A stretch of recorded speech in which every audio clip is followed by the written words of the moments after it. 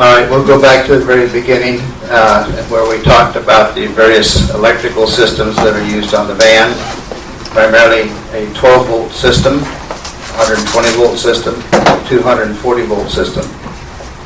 12 volts is divided into two sections. One is to power the van, the vehicle, like your regular car battery that you have, and the other is to power all the auxiliary systems in the van, such as water pumps, air conditioning controls, other relays, lights. Lights are very important. Doctors like to see what they're doing, etc. We were talking about the power supply that comes in the vehicle. The landline is a 50 amp, 120, 240 volts, as described here on tech bulletin number 1. And we were talking about how the plug is identified, what is 120 and what is 240. And then I cautioned the people who are setting up any receptacles, the first time the van goes out, very important to check the receptacle with a meter, make sure it's wired properly, that it has a good neutral, and that there's the correct electricity. How many people here are electronic people? Okay, are you familiar with the term poof? All electronics went poof? Was it heard up? Okay, this is very important because you have 240 volt receptacle here with a neutral position. If you have no neutral, what happens when you turn on electricity to the 120 volt items? The 120 volt items get 240 volts. So your TV, your chair controls, your sterilizer controls, anything that's electronic, it goes poof. And after making over 100 vans, I can tell you many horror stories of incorrect electricity. One of the most common is loss of neutral. And loss of neutral, of course, will cause a lot of damage. And I don't want you to have to experience that. The worst one was they lost the neutral, plugged it in, had everything on. All the circuit breakers were on, so everything was on. TV was on, computers were on, and it all went poof. It was about $7,000 worth of poof. So I don't want you to have to, I'd rather see you buy $7,000 worth of supplies for anything like that. Excuse me, than $7,000 worth of repairs. I think we're going to change microphones. How's this one? This one doesn't work. It will work. I just haven't turned on the volume. Okay. So try, is this on? Is the test on switch on? There we go. This is a singing mic. Real close. If you want to sit, you can just. I'll handle it. Okay, is this better? Yeah. Okay, so let me get on wired here. Thank you. Okay, so I haven't had any hands up yet. So how we understand the power line, the main power line?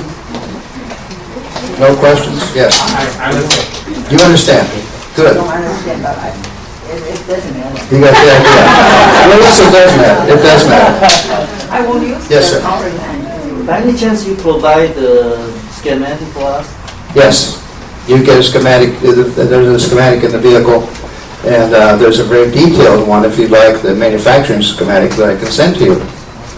But all the circuits are labeled, what their function is, and you have two panels in the vehicle. You have the 12-volt panel, which we described with lights and switches, and then you have a regular circuit breaker panel for all the auxiliary circuits.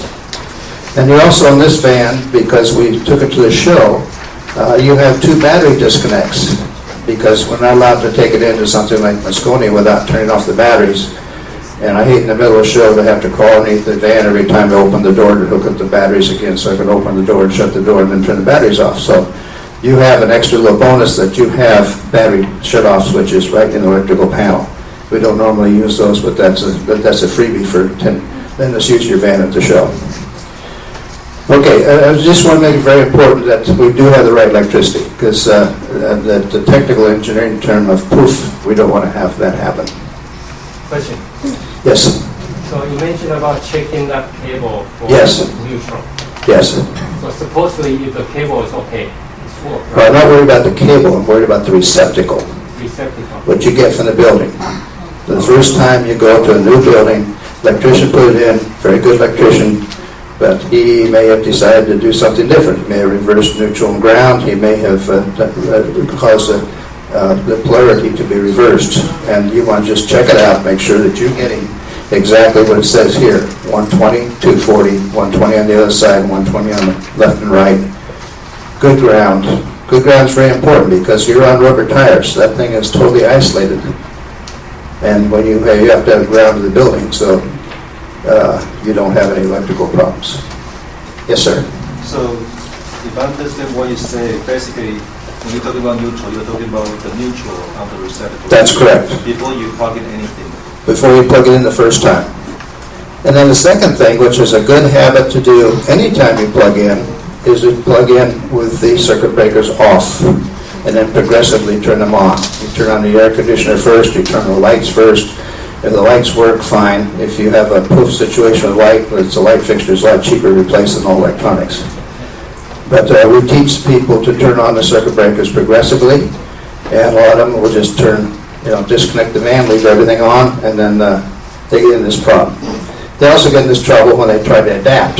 They say, oh, this facility doesn't have a 4-prong receptacle, but they have a 3-prong dryer that we're going to hook up to. Well, a 3-prong dryer has a ground but no neutral, and has 240 volts but doesn't designate the 120. So we want to be very careful about where you get your electricity. Now, electricity out of the generator we don't worry about. That's always the same. It can't vary. It's 120, 240 as long as the engine runs. Okay? Now, one more slight distraction on that, if you would hold the mic for a second.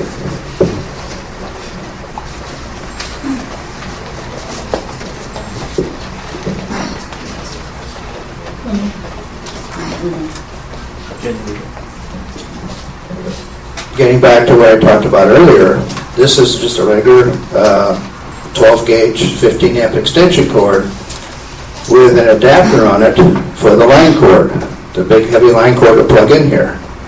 Now obviously through this cord we're not going to get 240 volts, 50 amps. We're going to get 120 volts, about 18 amps. And the sole purpose of this cord is at night to plug in to charge the batteries. So to charge the batteries, we have to have the batteries on, we have to have the main breaker on, we have to have the battery charger on, and then we'll be getting the batteries charged. And the purpose of this is to bring your batteries up to full charge overnight when the vehicle is parked.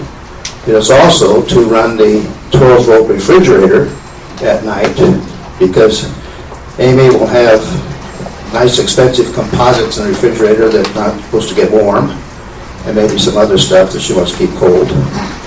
And so we want the refrigerator to run all night and it runs off the batteries. Yes, sir. So in that case, if during the nighttime it breaks out, what happens? Say it again. During the nighttime there's a breakdown, blackout. Power break. Power outage. Your power off? Yeah. Well, that means that night you won't get charged. I just like to get in the habit of plugging in every night. You don't. In real life, you could probably go 48 hours without charging the batteries if they were charged full when you started.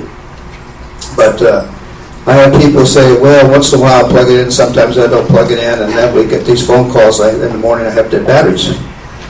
So I like to get in the